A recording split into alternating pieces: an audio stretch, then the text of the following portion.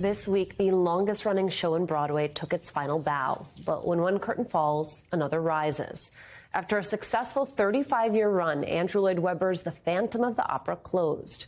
Webber's new musical, Bad Cinderella, opened in New York just a few weeks before Phantom's final performance. His new Cinderella, Lenny Ganao, is the first Latina to star in an Andrew Lloyd Webber musical. Born in Brooklyn to Dominican parents, this is a dream come true for Ganao. Like Cinderella, she says she felt like an outcast when she was growing up, moving to Connecticut and attending a predominantly white school. I sat down with Lenny to talk about her journey to Broadway and what it feels like to be Webber's Bad Cinderella. It strikes me that there are increasingly more shows with diverse casts on Broadway, and they perform incredibly well with audiences, yet you still have severe underrepresentation. When you were coming up, that was even more so. Can you tell me about the first time you saw In the Heights?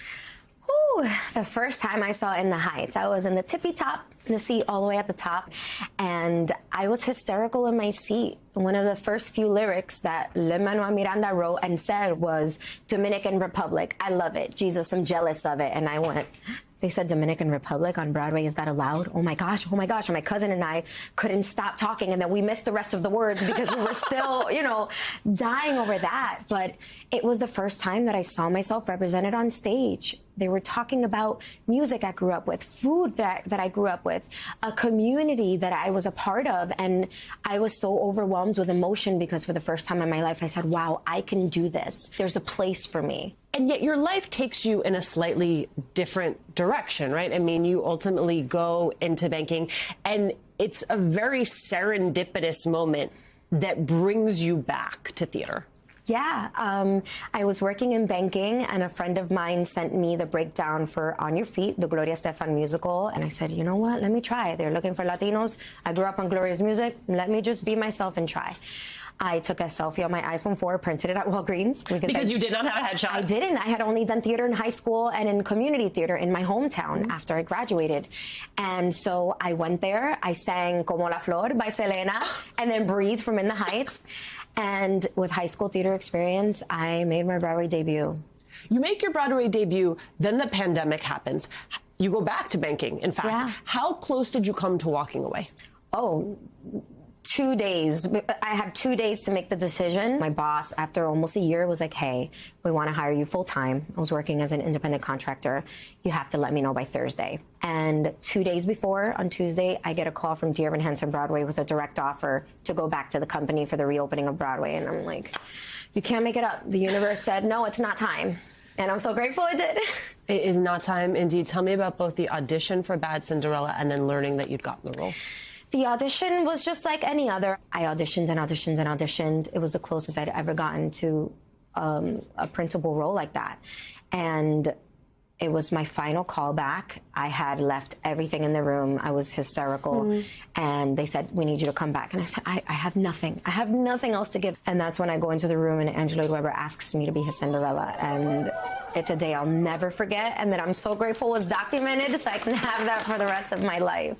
The first Latina to originate a role in an Andrew Lloyd Webber musical, what does that mean to you?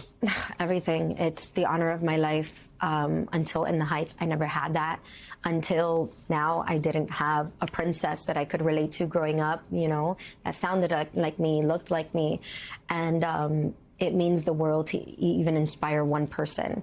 And every single day I meet someone at the stage door, or I read a message on my Instagram or Facebook of somebody who expresses how much this means to them, that they finally see themselves represented on stage. There is this thread that runs through your story, Lenny, which is this idea of something being for you, this idea of the universe giving you a sign. There was the pandemic when you were ready to walk away, and instead you decided to stay. There is landing this big role. And so I wonder, at this point in your career, with the amount of success that you now have had, what it is you tell yourself about what is meant for you, and especially what you tell yourself in those moments when other people question whether or not you deserve that which you have earned. Oh, that makes me so emotional. I take it one day at a time, and I remind myself, because I dealt a lot with imposter syndrome throughout this entire experience, and I just remind myself that I have worked hard in my own way to give myself grace, that yes, I didn't go to school for this, but I've had to, really work hard and learn everything from scratch and rely on so many people. There is a phrase you love in Spanish that encapsulates this better than either of us could in English. Yeah, lo que es para ti, nadie te lo quita.